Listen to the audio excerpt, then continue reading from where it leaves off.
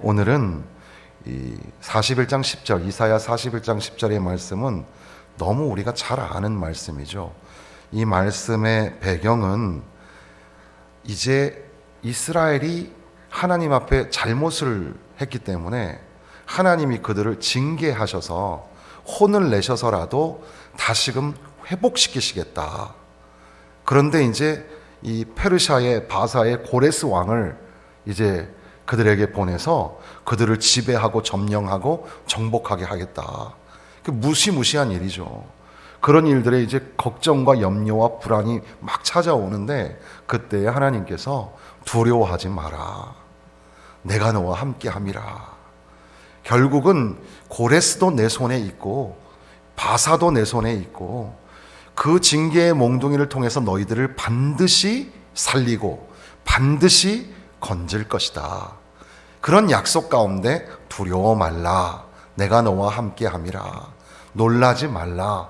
나는 내 하나님이 됨이라. 말씀하시는 겁니다.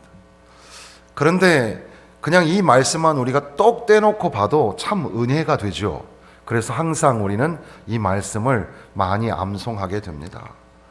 예전에 제가 모셨던 지금은 하늘나라 가신 최훈 목사님이라는 분 계신데 그분은 항상 설교를 시작하면 설교 첫 시작이 두려워 말라 내가 너와 함께 함이니라 이러면 성도들이 아멘 그래요. 그래서 이 성구는 그 목사님 성구 이렇게 알려질 정도로. 그런데 이 말씀이 우리 그만큼이나 잘 알려진 참 귀한 말씀이죠. 우리 우리 다시 한번 암송해 보시겠습니다. 두려워 말라 내가 너와 함께 함이니라. 놀라지 말라 나는 내 하나님이 됨이라. 내가 너를 굳세게 하리라. 참으로 너를 도와주리라. 참으로 나의 의로운 오른손으로 너를 붙들리라. 두려워 말라. 그래서 오늘 이 시간에는 이 맥락은 우리가 이사야서의 맥락이 있지만 이 본문을 딱 떼와가지고 두려워 말라 이 말씀, 두려움을 느끼는 시간에, 오늘 제목이 두려움을 느낄 때인데 두려움을 느끼는 시간에 주께서 두려워 말라 이렇게 하시는 말씀을 우리가 한번 같이 나누어 보고자 하는 겁니다. 나와 죽음 사이는 한 걸음밖에 안 남았어. 유명한 말인데 누가 했는지 아세요? 다윗이 했어요. 다윗이 이 사울 왕이 자기를 죽이려고 하니까 왜 나를 이렇게 괴롭히고 죽이려고 하는가? 요나단에게 원망을 하면서 나와 죽음 사이는 한 걸음밖에 안 남았다. 대단한 용맹스러운 장수였던 다윗도 두려운 때가 있더라는 겁니다. 두려운 날이 있어요. 인간이 절박한 상황이 오면 마음이 오그라들고 두려움과 불안의 지배를 받죠. 걱정이 찾아오는 겁니다. 여러분 걱정이 있으세요? 걱정 없으세요?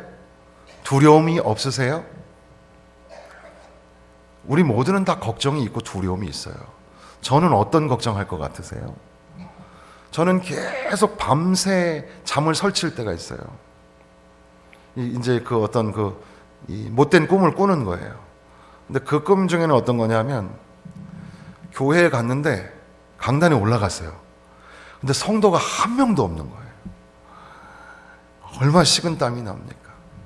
또 어떤 때는 설교하러 강단에 올라갔는데 설교 내용이 아무것도 기억이 안 나는 거예요. 원고도 없고 아무것도 기억이 안 나서 실제 제가 아는 분은 최근에 설교 강단에 딱 올라와서 11시 예배인데 갑자기 설교 원고를 잊어버리셨는지 20분 넘게 아무것도 안 하고 막 땀을 막 흘리면서 계셨던 분이 계세요. 그러니까 실제로 이 목사님들도 사람이니까 공황장애가 오죠. 사람들을 보면서 두려움을 느껴요. 그러니까 갑자기 설교 이 대본이 다 잊어버리는 수도 있어요. 저는 원고를 해놓고 최대한 이걸 암기를 해서 이 문어체를 구어체로 바꿔서 하기 때문에 갑자기 중간에 띠리리리리리 하고 음악이 나오면 그러면 이제 저도 다 잊어버리거든요. 근데 그게 하나의 두려움으로 저한테 찾아올 때가 있더라는 겁니다. 그리고 어떨 때는 예배 시간을 까먹고 계속 자다가 예배 시간을 놓친 거예요. 탁 일어났는데 9시가 넘은 거예요. 주일날. 그런 걱정, 그런 두려움을 갖기도 합니다. 작은 것, 큰 것, 더 어려운 것, 좀 소소한 것 등등에 우리는 두려움과 염려를 갖는데, 일반적으로 우리가 두려움 그러면 사람들이 어떤 두려움을 갖는가? 첫 번째는 가난이라는 두려움이 있습니다. 먹고 살기가 어렵다. 또 직장 잘리고 사업 망하면 어떡하지? 하는 걱정이 있습니다. 두 번째는 이 질병에 대한 고통인데, 내가 암에 걸리면 어떡하지? 그런 생각이 들죠. 우리 노인들은 걱정이 이제 내가 치매가 찾아오면 어떡하지? 자연스러운, 나이 들매 자연스러운 증상인지도 몰라요. 너무 걱정하지 마세요. 요즘에 너무 자꾸 잊어버려. 자꾸 건망증이 생기고 걱정이에요. 너무 걱정하지 마세요. 그냥 주님 전에 나와서 그러면 그럴수록 더 많이 찬송하고 기도하고 하나님 말씀 듣고, 또 조금 그래도 좀 안 되겠다 싶으면 목양실 와서 목사님 기도해 주세요. 그리고 또 기도하고 또 가고, 그렇게 하면서 살면 돼요. 우리한테 어떤 이 질병과 사고가 나타나면 어떡할까? 남의 이야기가 아니라 나한테 병이 찾아오면 어떡하지? 세 번째는 실패에 대한 두려움이랍니다. 무슨 일을 했는데 그 실패할까봐, 낙오자가, 인생의 낙오자가 될까봐. 네 번째는 우리가 인간으로서 이 한계점이라고 하는 죽음이라는 두려움이 있습니다. 죽음. 내가 죽으면 어떡하지? 내가 죽으면 세상은 어떻게 되고, 내가 죽으면 우리 가족들은 어떻게 되지? 또 내가 예기치 아니한 사고로 죽음을 당하면 어떡하지? 등등 죽음이라는 무서움이 있는 겁니다. 그리고 또 이 심리학적으로 보면 그것만큼이나 큰 두려움 중에 하나는 거절당함의 두려움이라고 합니다. 유기의 공포라고 하는데, 버려진 경험이 있는. 그래서 예전에 제가 아는 어떤 분은 어렸을 때, 고아 때 이제 살기가 어려우니까 어머니가 사람들 많은 길가에서 버린 거예요. 이 버린 그 상처를 안고 살아오신, 이제는 이제 믿음의 권사님이 됐지만 항상 그 버려짐의 상처가 있다 보니까 좋은 남편을 만나서 잘 살고 그렇게 됐는데도 불구하고 불현듯 찾아오는 게, 버리면 어떡하지? 날 버리고 떠나면 어떡하지? 사람들과의 관계에도 그런 집착이 있어서 그 사람이 날 버리면 어떡하지? 그래서 그 사람에게 자꾸 이렇게 집착해서 붙잡히고 막 붙들려고 하는 그런 사람이 된 거예요. 근데 참 기구한, 인생이 참 기구하구나 그런 생각을 하게 되는 게, 나중에 그 버린 엄마를 찾았어요. 그래서 제가 그 권사님이신데, 목사님 저하고 이 비밀로 성도들에게 말하지 말고 조용히 신방 좀 가자 그래가지고 저 멀리 강원도로 신방을 갔는데, 거기에 요양병원에 누워 계신 거예요. 나를 버리고 간 엄마가 이제는 버려짐을 당할 신세가 된 거죠. 거기서 그 권사님이 한참을 울더라고요. 이 버림당한 그 버림의, 이 단절의, 분리의 그 두려움이, 이 아담과 하와가 에덴 동산에서 쫓겨나잖아요. 인간에게 있어서 이 분리의 공포가 있어요. 엄마의 가슴에서, 엄마의 탯줄에서 붙어있던 아이가 탯줄이 잘리잖아요. 엄마의 가슴에서 젖을 먹던 아이가 엄마의 젖을 떼는 때가 와요. 그 분리의 경험이 있죠. 세상이 나를 거절하면 어떡할까? 나를 버리면 어떡할까? 디모데후서 1장 7절에 보면, 하나님이 우리에게 주시는 것은 두려워하는 마음이 아니요. 하나님은 우리에게 두려움을 주시지 않는데, 그런데 세상 사는 우리는 이 두려움이라는 것에 지배를 받고 두려움이 우리에게 또 영향을 줘요. 두려움이 우리에게 점차 심해지면 모든 능력이 마비가 와요. 건강했던 것들이 약해지기 시작해요. 이 기능이 다 약해지고 상실되고 마비가 오는 겁니다. 두려움이 그만큼 무서운 거죠. 두려움이 생기면 관계가 점점 소원해지고 관계가 상실돼요. 두려움이 계속되면 행복하게 사는 거, 성공하게 사는 거에 방해를 받을 수밖에 없어요. 분명히 이 정도면 행복해야 되는데, 이 정도면 성공한 건데, 그런데 자꾸 불안하고 자꾸 두렵고 자꾸 걱정과 염려가 찾아오는 겁니다. 분별력과 판단력을 상실하게 됩니다. 어떤 게 옳은 건지, 어떤 게 팩트인지, 어떤 게 가짜 뉴스인지 잘 알 수가 없어요.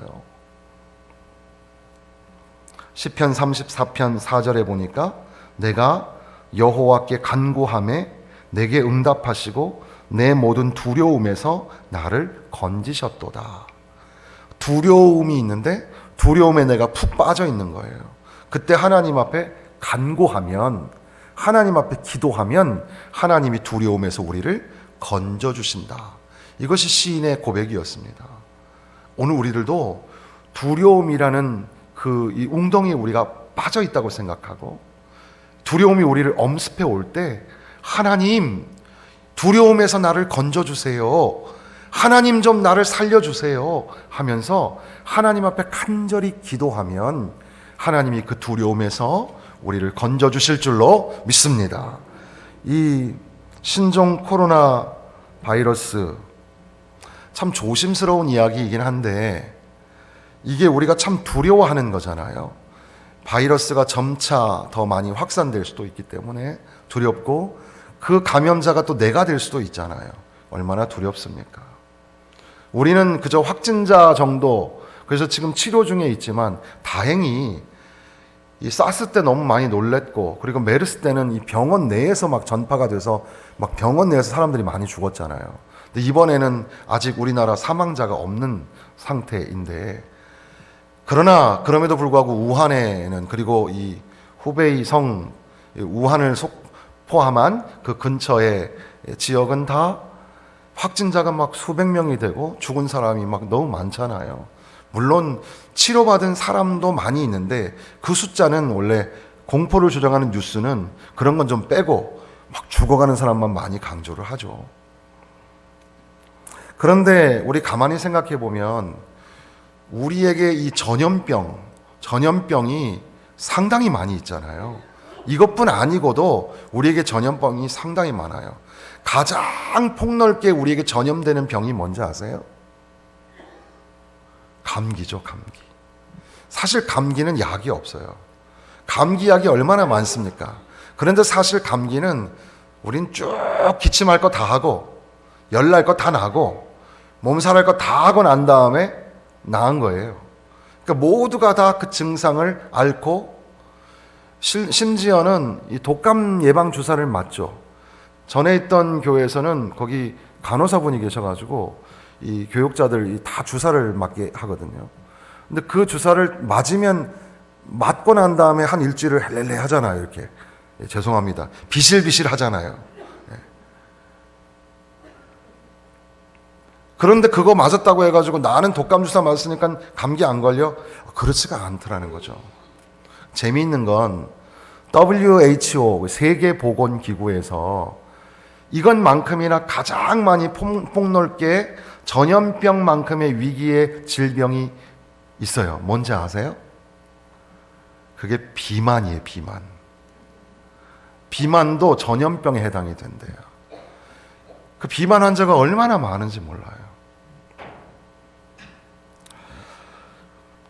우리가 두려움을 느낀다고 할 때 사실은 걱정하고 염려하고 두려워하는 것들이 실제 실상이 아님에도 불구하고 두려워하고 걱정하고 염려하고 마음도 오그라들고 삶도 점점 행복이 사라지고 기쁨도 사라지고 즐거움도 사라지고 그렇게 살아가게 되더라는 겁니다. 여러분들도 두려움을 느끼는 때가 있을 거예요. 평상시에는 못 느끼다가도 어려운 일을 만났을 때, 병원에 들어가게 되었을 때, 병상에서 만나는 우리 성도들은 하나님 앞에 기도할 때 간절하게 기도하는 거예요.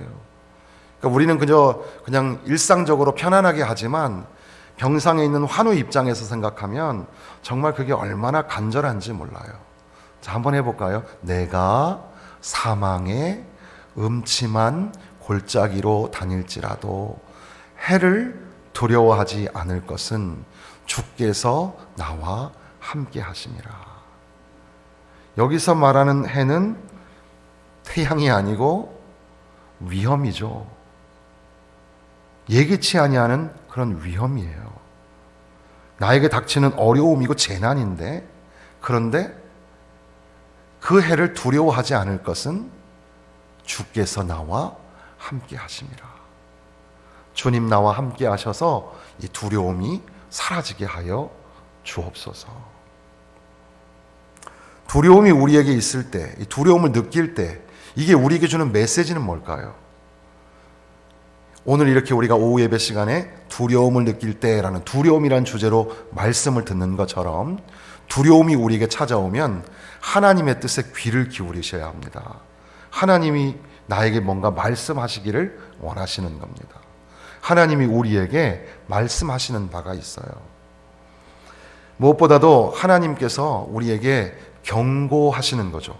위험을 경고하는 겁니다. 미래를 생각하고 경고하는, 이제 그렇게 살면 안 돼, 이걸 경고하시는 거예요. 제가 너무 극단적으로 비유를 드는지는 모르지만, 이렇게 전 세계적으로 바이러스가 창궐하게 될 때에 하나님이 우리에게 주시는 사인이 뭘까? 나라와 나라가 적대시하고 서로 자기 나라 자국 이익만 생각하고 자기 정권 획득만 바라보고 있으니까 하나님이 너희는 다 하나다, 한꺼번에 이렇게 문제가 생길 수 있다. 중국의 문제가 왜 우리 문제가 되고 우리 경제에 손실이 되었습니까? 또 여당과 야당이 총선 앞두고 서로 누가 잘났네 하고 있는 순간에 이렇게 바이러스가 확산이 되면 너도 나도 하나가 돼서 국민들 위생과 건강을 생각하자.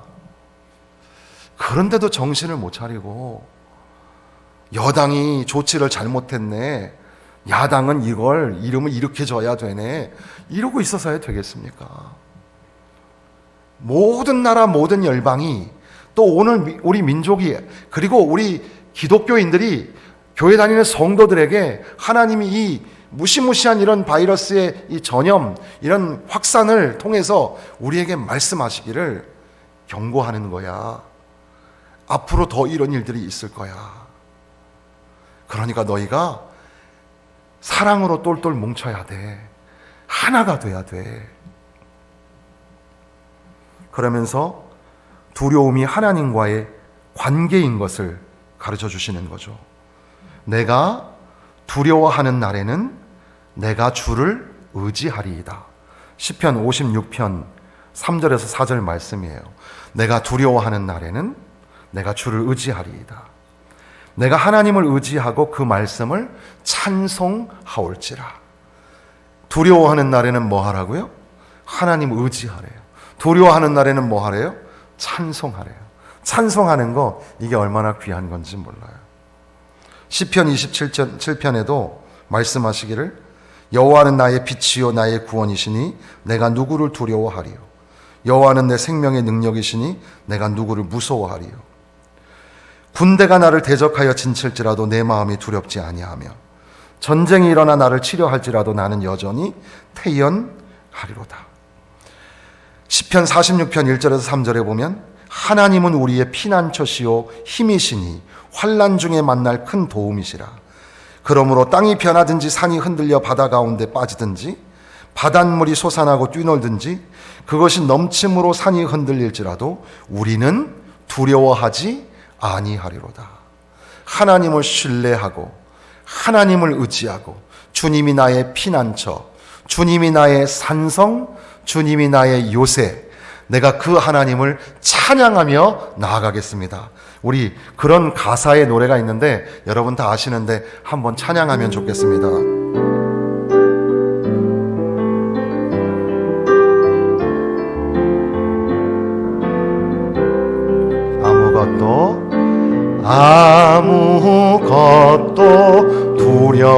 말라. 주 나의 하나님이 지켜주시네. 놀라지 마라, 겁내지 마라. 주님 나를 지켜주시네. 다시 한번 하겠습니다. 아무것도 두려워 말라. 주 나의 하나님이 지켜주시네. 놀라지 마라, 겁내지 마라. 주님 나를 지켜주시네.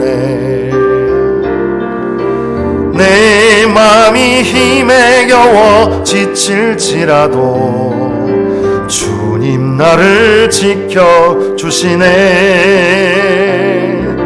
세상의 험한 풍파 몰아칠 때도 주님 나를 지켜주시네.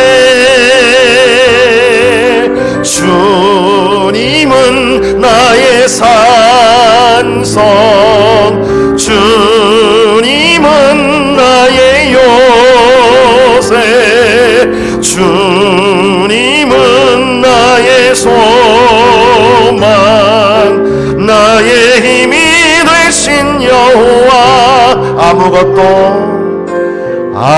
아무것도 두려워 말라. 주 나의 하나님이 지켜주시네. 아멘. 놀라지 마라, 겁내지 마라. 주님 나를 지켜주시네. 내 맘이 힘에 겨워 지칠지라도 주님 나를 지켜주시네. 세상의 험한 풍파 몰아칠 때도 주님 나를 지켜주시네. 주님은 나의 산성, 주님은 나의 요새, 주님은 나의 소망, 나의 힘이 되신 여호와. 우리 손을 높이 들고 합시다. 주님은 나의 산성, 주님은 나의 요새, 주님은 나의 소망, 나의 힘이 되신 여호와. 아멘. 두려워 말라, 내가 너와 함께함이니라. 놀라지 말라, 나는 내 하나님이 됨이니라. 이것은 요 문장이 이 커버넌트 포뮬라라고 해요. 그래서 이것은 언약적 문구, 그러니까 여기서 처음 나온 문구가 아니라 이미 출애굽 때에 있었던 말씀이에요. 그래서 계속해서 면면이 약속해 주신 바가 뭐냐 하면, 내가 너와 함께 하겠다, 두려워하지 마라, 네가 가는 곳에 내가 함께 하겠다, 구름과 불기둥으로 내가 너와 함께 하겠다, 성막으로 내가 너와 함께 하고 하나님의 임재로 같이 하겠다. 오늘 새벽에 우리가 시편 122편을 읽었는데 122편을 통해서 우리 성도들을 위해서 기도했어요. 그리고 우리 자신을 위해서 기도했는데 세 가지. 성문에 들어갈 때 기쁨이 넘쳤도다.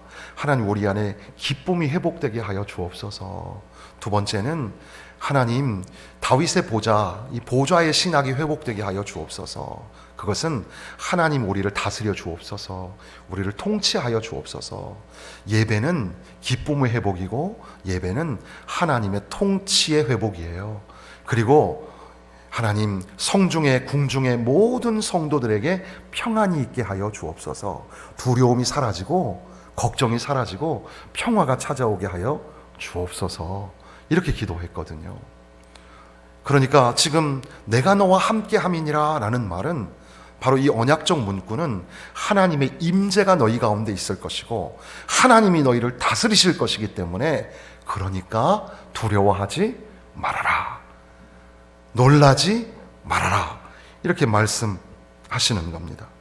자기의 의로운 손으로, 오른손은 힘을 상징하는데, 사실 이 뒷부분에 이 14절 같은 데 보면은 이스라엘을 지렁이 같은 야곱아 이렇게 말하잖아요. 지렁이가 얼마나 볼품없는 연약한 존재입니까? 그런데도 불구하고 하나님의 의로운 손으로 붙들어 주시고 굳세게 하여 주시고 도와주신다고 그렇게 말씀하시는 겁니다. 그러니까 너무 걱정하지 마라. 이방 나라에 포로로 끌려가고 잡혀가도 걱정하지 마라. 내가 너희를 반드시 지키고 반드시 되돌아오게 하고 회복시켜 주시겠다 말씀하시는 겁니다. 고레스의 등장으로 이방 나라의 이 정복으로 백성들이, 이 가련한 백성들이 두려워하고 있을 때 하나님께서는 그것으로 두려워할 필요 없다. 내가 너와 함께 한다. 고레스도 내 손에 있다. 하나님이 말씀하시는 겁니다. 그러니까 두려움을 통해서 경고하고 너 이렇게 하면 안 돼 하는 위험의 경고가 있고, 그리고 나아가서 하나님과의 이 소원했던 관계, 멀어졌던 관계를 다시 회복하여서 주님이 나의 산성입니다. 주님이 나의 피난처십니다. 주께서 나와 함께 하시면 비록 사망의 음침한 골짜기로 가도 두려워하지 않겠습니다. 그렇게 주님과의 관계 회복, 그리고 나아가서 하나님의 계획이 있구나. 하나님의 계획. 우리 인간의 계획은 우리 계획대로 되는 게 하나도 없죠. 하나님의 크신 계획은 반드시 이루어지는 줄로 믿습니다. 그러니까 이 두려움을 느낄 때에 믿음의 사람들은 하나님이 계획이 있으시구나. 그래서 이 두려움의 시간에 두려워하지 마라. 너는 그저 나만 믿고 따르면 된다. 주님이 떠나신다고 하니까 제자들이 두려워했거든요. 의심하고 걱정하고 두려워하니까 걱정하지 마라. 내가 너희와 항상 함께 있을 것이고 세상 끝날까지 너희와 같이 있을 것이다. 약속해 주시는 겁니다. 바이러스 이야기를 조금 더 하고 마치겠습니다. 신문 칼럼에 보니까 한겨레 이 칼럼에 이 박찬순가 하는 그 논설위원장의 칼럼이 보니까 제목이 공포의 바이러스였습니다. 예전에 스티븐 킹 원작의 미스트라는 영화가 있는데, 유리창 밖에 안개 속에 정체를 알 수 없는 괴물이 있다고 사람들이 다 이 집안에서 막 두려워하는 거죠. 그래서 막 그 공포가 점점 심해지기 시작하면서 이제 이 종말과 심판을 외치는 이 종교인들이 제물을 바쳐야 된다.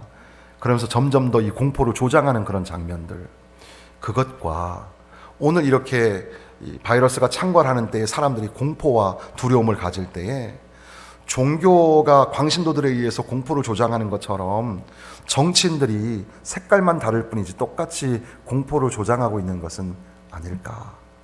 그러면서 지금 공포와 불안의 책임이 위정자들에게 있음에도 불구하고 이들이 자꾸 그것을 이용하면서 정치와 선거에 이용하고 있는 것은 아닌가. 그러면서 끝에 이제 세계는 달라졌다. 2014년 에볼라가 창궐하는 서아프리카에 3,000명의 군 병력을 보내 의료 활동을 도운 미국이 이번엔 모든 중국 여행객의 입국을 금지하는 가장 강력한 봉쇄책을 택한 건 상징적이다. 트럼프 대통령이 멕시코 국경에 장벽을 세우고 영국이 유럽연합에서 탈퇴한 게 분기점일 것이다. 앞으로 세계적 유행병은 더 자주, 더 독하게 찾아올 텐데 국제사회 협력이 약해지는 건 몹시 우려스럽다. 우리도 그런 흐름에 올라탄 건 아닌지 돌아볼 일이다. 툰베리라는 여자아이가 이 세계, 이 지구의 환경에 대해서 심각하게 그렇게 외쳤음에도 불구하고 전 세계의 아이들이 그렇게 휴교를 하면서까지 환경에 같이 이렇게 협조해야 된다고 하는데도 불구하고 미국의 대통령은 파리 협약을 이제 탈퇴했죠.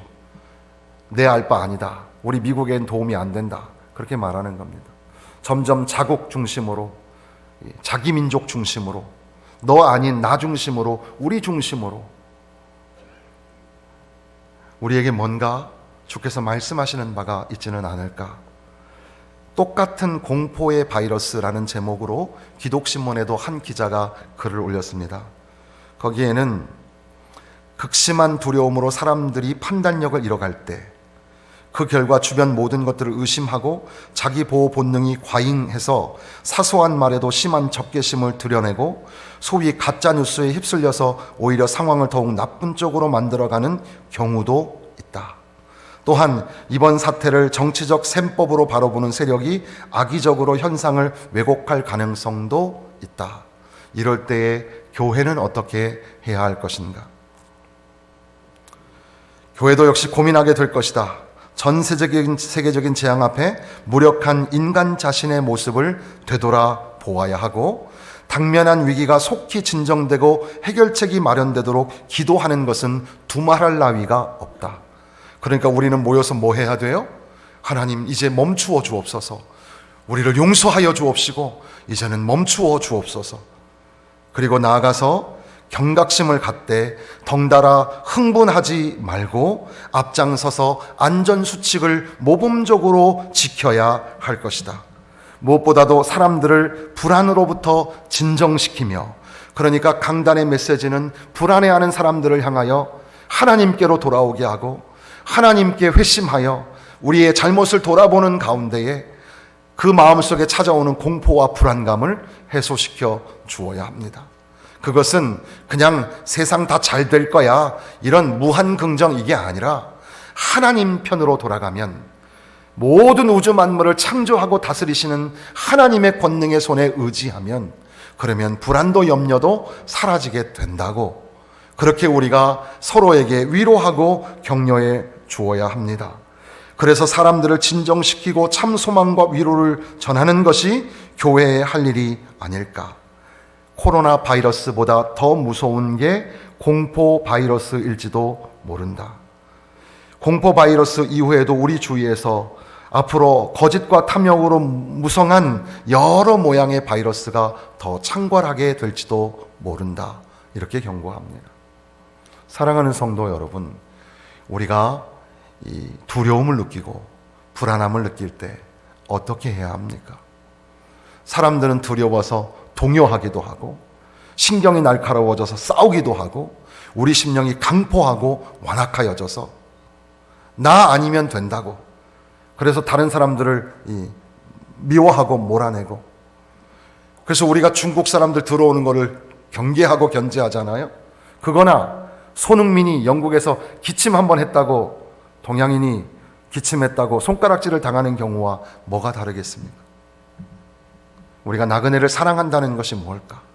이러면 이럴수록, 이렇게 위기의 상황일수록 더 많이 소외되고 어렵고 힘들어하는 사람들을 끌어안아주며 함께 기도하며, 그 문제가 내 문제라고 생각하고, 우리가 잘못해서, 우리 교회가 잘못해서 그렇다고 생각하고 하나님 앞에 울며 불며 기도하면 하나님이 우리에게 말씀하시지 않겠습니까? 두려워 말라, 내가 너와 함께 함이니라. 놀라지 말라, 나는 내 하나님이 됨이니라. 참으로 나의 의로운 오른손으로 너를 붙들리라. 내가 너를 도와주리라. 내가 너를 굳게 하리라. 말씀하시지 않겠습니까?